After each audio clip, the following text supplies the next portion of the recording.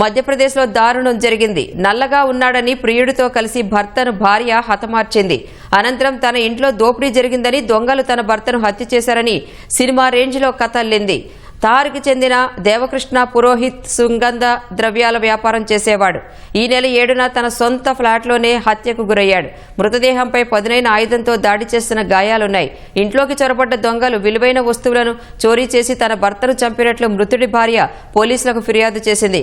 ఆమె వ్యవహార శైలిపై అనుమానంతో విచారణ చేయగా అసలు విషయం బయటపడింది. ఇటీవలే దేవకృష్ణ ప్రియాంకకు వివాహం జరిగిందని వారి కుటుంబ సభ్యులు తెలిపారు. నల్లగా ఉన్నావంటూ ప్రియాంక తరచూ భర్తను అవమానించేదని మృతుడి సోదరి తెలిపినట్లు పోలీసులు పేర్కొన్నారు.